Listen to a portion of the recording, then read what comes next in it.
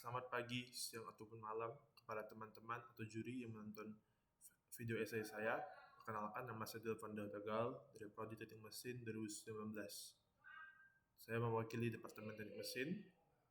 Berikut merupakan video presentasi dari esai yang telah saya buat untuk lomba esai OIM FTUI 2021.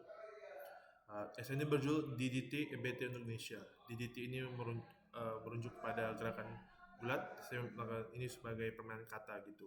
DDT itu nanti akan dijelaskan kepanjangan dari apa di bagian selanjutnya dari esai ini. Nah, pada tahun 2019, pada tanggal 20 November 2019, Presiden Joko Widodo sedang mengalami suatu tantangan dari IMF dan BPB. Dalam suatu pertemuan, ditegur bahwa masalah penggunaan batu bara di Indonesia dan bahan bakar fosil. Ditegur mengatakan bahwa kita terlalu banyak sekali menggunakan listrik yang masih menggunakan batu bara gitu. Dan Pak Joko Widodo menerima kritik tersebut dan mengatakan bahwa Indonesia akan mulai diarahkan menuju penggunaan energi baru terbarukan. Dan itu telah dilakukan 5 hari setelah itu di pertemuan ASEAN. Presiden Joko Widodo berbicara lebih lanjut lagi dan mengatakan bahwa perlunya terobosan soal energi terbarukan di ASEAN. Dalam arti Presiden tersebut mendorong dan mendukung kita untuk mulai menggunakan EBT di Indonesia. Dan itu bukanlah sesuatu yang omongan belaka. Dapat kita lihat dari RUU PTL 2019-2028, rencana usaha penyediaan tenaga listrik 2019 sampai 2008 oleh PLN, kita bisa melihat bahwa 16.714 megawatt atau 16,7 gigawatt listrik diusahakan pada hasil tahun 2028 akan berasal dari energi baru terbarukan atau 23% dari skala garda listrik total nasional. Dan itu bukan perencanaan menurut saya sangatlah hebat dan berani dilakukan oleh PLN. Dan menurut saya itu adalah satu hal yang dapat mendorong terjadinya suatu revolusi energi di Indonesia. Dan kita dapat melihat juga dari Kementerian SDM, dan terutama dari Direktorat Jenderal EBTKE atau Direktorat Jenderal Energi dan Energi Baru Terbarukan dan Konservasi Energi, bahwa di rencana strategis mereka untuk tahun 2020 sampai 2024 ada 2 poin yang menurut saya ingin highlight, yaitu sasaran mereka adalah meningkatkan diversifikasi energi dan meningkatkan efisiensi energi dan pengurangan emisi. Dari 2 hal ini kita dapat melihat suatu komitmen dari negara untuk dapat mulai mendorong penggantian energi kita untuk menuju energi baru terbarukan. Namun, faktanya peningkatan listrik yang ditutupi oleh energi baru terbarukan, peningkatannya pada tahun 2020 hanyalah 100 megawatt. Dan jika kita melihat kembali ke rencana yang sebelumnya, seharusnya kita telah mencapai 933 watt pada akhir tahun 2020. Dalam arti telah terjadi peningkatan sebesar kira-kira 400 megawatt. Sehingga kita bisa lihat di sini bahwa terjadi permasalahan besar, bahwa dari tahun ini peningkatan yang jadi itu masih sangat kecil. Nah, kita ingat lagi bahwa kita memiliki target besar. Pada tahun 2028 tuh kita ingin mencapai 16,7 gigawatt. Oleh sebab itu, jika kita mulai dari awal kita sudah mulai peningkatannya hanya sedikit-sedikit, kita akan mempersulit diri kita untuk bisa mencapai target tersebut. Sehingga kita harus lakukan suatu perubahan. Jadi harus ada pergantian pendekatan dari pemerintah untuk dapat mencapai target ini. Nah, saya akan menjelaskan permasalahan pemerintah sebelumnya, dan yang menurut saya dapat diselesaikan jika pemerintah pendekatan ini di bagian selanjutnya. Nah, namun tiga topik utama atau 3 pendekatan yang harus diubah dari pemerintah. Yang menurut saya diubah adalah pertama, diversifikasi jenis EBT atau energi baru terbarukan yang akan digunakan. Kedua, desentralisasi lokasi pembangunan dan pengembangan energi baru terbarukan. Ketiga, tender yang lebih baik untuk proses penggunaan energi baru terbarukan. Nah, pertama-tama mengenai diversifikasi jenis EBT yang digunakan. Kita kembali lagi ke RUU PTL sebelumnya. Kita bisa melihat bahwa salah satu fokus di negara yang digunakan adalah pembangkit jenis panas bumi atau PLTP. Dibandingkan dengan yang lain, dia memiliki peningkatan yang paling gradual. Setiap tahun ada peningkatan megawatt setiap tahunnya. Nah, menurut saya itu merupakan hal yang kurang bijak menurut saya. Alasan saya mengapa? Karena menurut saya seharusnya pemerintah melakukan pendekatan yang lebih baik dengan cara mengembangkan semua jenis PLTH atau menggunakan segala jenis potensi EBT di negara kita, tidak hanya terlalu berfokus pada salah satu jenis energi. Mengapa? Karena dengan itunya pemerintah dapat belajar lebih baik dan dapat mengembangkan teknologi mereka sekaligus, tidak hanya pada negara energi panas bumi. Dan menurut saya itu kurang bijak karena satu, jika kita membandingkan potensi-potensi energi panas bumi dengan energi lain, energi baru terbarukan lainnya, energi panas bumi itu bukan yang paling tertinggi sama sekali. Kita bisa di sini bahwa energi hidro atau energi mini mikrohidro atau surya dan angin itu jauh sekali memiliki di ketinggian yang sangat jauh dibandingkan dengan potensi energi panas bumi. Dan jika kita melihat juga dari segi harga, saya mengambil data dari ERENA atau International Renewable Energy Agency, bahwa PLTP itu pembangunan itu sebesar $1.870 sampai $5.050 per kilowatt, dan PLTA sebesar $1.000 sampai $3.500 per kilowatt, PLT Bayu atau udara sebesar 970 per kilowatt angin maksud saya, dan PLTS atau surya itu sebesar $995 per kilowatt.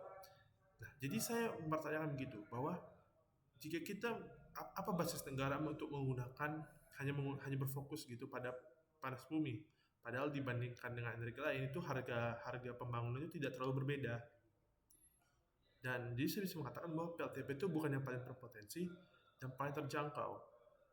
Pemerintah itu seharusnya melakukan suatu diversifikasi energi baru terbarukan. Seperti saya katakan lagi, tidak hanya menggunakan energi, tidak hanya memfokus atau membagi uang mereka kepada pembangunan PLTP, tapi juga membangun PLTA, juga membangun PLTB dan juga PLTS, sehingga potensi yang ada dapat digunakan secara maksimal. Dan pengembangan teknologi kita tidak hanya berkembang pada teknologi energi panas bumi, tapi juga energi angin, energi air, dan energi surya. Selanjutnya adalah mengenai desentralisasi lokasi pembangunan dan pengembangan EBT.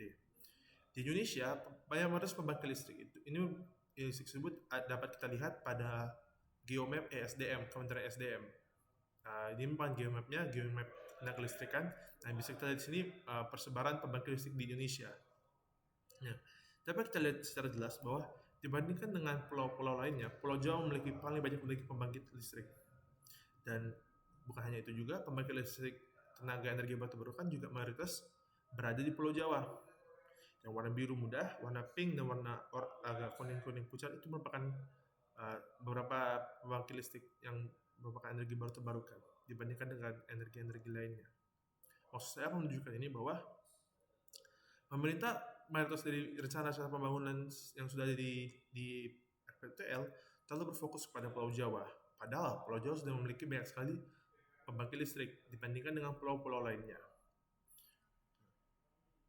Tidak hanya itu, jika kita ingin pemerintah mendasiskannya kepada banyaknya jenis energi baru terbarukan yang dimiliki, saya menyetujui jika kita ingin membangun PLTP, masuk akal begitu, bahwa memang PLTP itu mayoritasnya itu sudah berfokus memang banyaknya di Pulau Sumatera dan Pulau Jawa. Nah, tapi jika kita membandingkan dengan energi lain, saya kembali lagi data lainnya yang juga mendukung diversifikasi energi, bahwa jika kita melihat dari tenaga air dan tenaga air mini atau mikrohidro, kita bisa lihat bahwa pulau-pulau di luar Pulau Jawa seperti Papua, Kalimantan, Sulawesi, dan beberapa bagian dari Sumatera itu memiliki potensi lebih tinggi untuk dibangun banyak sekali pembangkit listrik untuk energi air. Kita lihat juga dengan matahari atau energi surya. Di sini di peta ini, jika berwarna hijau kuat itu berarti tanda memiliki potensi lebih tinggi untuk dipasang PLTS. Dan saya lihat di sini juga dengan data itu langsungnya bahwa negara-negara Jawa itu, pulau-pulau Jawa itu tidak terlalu tinggi potensinya dibandingkan daerah-daerah di luar Jawa. Nah, kita melihat juga yang potensi angin, kita lihat lagi yang ada di map ini, juga bahwa memang betul Pulau Jawa memiliki beberapa yang berada di 10 besar, namun juga banyak sekali daerah-daerah di luar Pulau Jawa yang memiliki potensi yang hampir mirip dengan yang data-data yang tinggi tersebut. Sehingga menurut saya kajian energi-energi itu belum, dan saya ingin menekankan lagi bahwa potensi EBT di luar Pulau Jawa itu kajiannya belum selengkap daerah-daerah yang di Pulau Jawa. Maksud saya apa? Bahwa data-data yang kita miliki mengenai potensi-potensi energi baru terbarukan tersebut yang di luar Pulau Jawa itu belum tentu benar, bahwa mungkin saja bisa lebih banyak daripada yang sebelumnya. Dan saya yakin bahwa sebenarnya itu ada lebih banyak dan kita hanya perlu menggali lebih lanjut itu untuk mengetahuinya. Nah, satu bukti langsung bahwa ini belum terlalu lengkap, kita bisa melihat di RUPTL banyak sekali mereka meng-highlight daerah-daerah yang menurut mereka perlu dilakukan penelitian lebih lanjut mengenai potensinya. Nah, itu bukan tanda bahwa perlu terjadi desentralisasi pembangunan pengembangan EBT di Indonesia, bahwa tidak hanya berfokus pada Pulau Jawa atau dekat sekali dengan ibu kota, tapi juga berfokus pada di seluruh Indonesia, suatu kajian-kajian dan potensi-potensi untuk mencari potensi-potensi EBT dan juga pembangunan pembangkit listrik lainnya itu sangat diperlukan. Nah, yang ketiga adalah masalah tender. Nah, kenapa saya ingin membahas tender? Tender itu merupakan satu hal yang menurut saya penting sekali. Karena tanpa tender, maka tidak bisa terjadi suatu proyek pembangunan tersebut dimulai. Tender itu dalam arti kita melakukan suatu lelang proyek, ataupun kita memberikan proyeknya kepada pihak swasta secara langsung oleh pemerintah. Nah, saya ingin meng-highlight bahwa dari Renewable Energy Tariff Initiative Indonesia oleh ADB dikatakan bahwa dari 75 PPA atau Power Purchase Agreement atau istilahnya kayak negosiasi telah lelang ataupun pemberian proyek kepada pihak swasta yang ditantangkan dari 2017 sampai 2018 hanya 35 yang telah selesai dan sampai ke proses pembangunan. Suatu angka yang sangat rendah. Saya mengingatkan lagi bahwa ini sebelum diterbitkan RUPTL kita untuk memulai pembangunan atau peningkatan fungsi energi baru terbarukan. Dan ini merupakan angka yang sangat rendah begitu. Dan jika ingin mencapai sasaran yang lebih tinggi, sasaran kita untuk dapat 16,7 gigawatt, pasti kita memerlukan proses yang lebih baik. Nah, saya ada 3 masalah regulasi pengembangan EBT Indonesia menurut Asian Development Bank. Itu pertama adalah perencanaan dana PPA yang terlalu kecil. Dalam arti bahwa sering sekali mereka mengatakan bahwa terjadi di mana pengcapan harga atau penetapan harga sebelum dilelang atau diberikan kepada proyek swasta itu terlalu kecil. Sehingga efeknya apa? Negosiasi akan berjalan kepanjang-panjangan dan mereka seringkali malah stuck, tidak mau mulai pembangunan. Dan itu sering kali dikarenakan karena kurangnya kepercayaan pemerintah daerah kepada PLN gitu. PLN. Kedua, perencanaan proyek yang kurang matang, dalam arti seringkali menurut ADB penilaian pembuatan harga atau perencanaan harga atau perencanaan dana yang diperlukan untuk membangun suatu proyek tersebut itu kurang matang. Bahwa PLN kurang melakukan konsultasi ataupun dia tidak mengetahui gitu penghargaannya berapa. Dan pada beberapa kasus pendanaan itu dihitung dari sisa-sisa, bukan sisa sih bahasanya, atau dari dana yang sudah dimiliki oleh PLN terlebih dahulu, bukan dari proyek tersebut baru PLN mencari dana. Dan menurut ADB itu salah satu masalah yang sangat besar. Dan ketiga adalah harga dan risiko EBT terlalu tinggi. Kurang ada regulasi di Indonesia yang dapat mengatur pembangunan pembangkit atau penggunaan pembangkit EBT di Indonesia. Dalam arti tidak ada undang-undang langsung yang dapat mengatur proses pembangunan dan dapat membantu investasi dari negara luar ataupun membantu rekonstruksi tanah dari daerah-daerah yang diperlukan jika ingin dibangun EBT.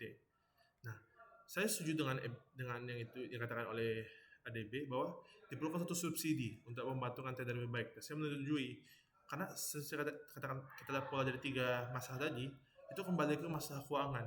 Jika PLN dapat melakukan satu subsidi yang lebih lanjut, itu tender kita pasti akan dapat lebih baik. Jika PLN lebih generous atau lebih mau memberikan bagian dari pendanaan mereka dalam proses pembangunan, dapat lebih komit, maka masalah tender akan semua selesai. Dan sebenarnya saya ingat kembali bahwa pada RPTL kita memiliki target yang sangatlah tinggi, target yang sangatlah hebat gitu, dan kita ingin mencapai suatu revolusi energi. Dan negara Indonesia perlu sekali melakukan suatu perubahan pendekatan dan perubahan dan harus bisa komit 100% jika benar-benar ingin mencapai target 16,7 gigawatt kita. Terima kasih.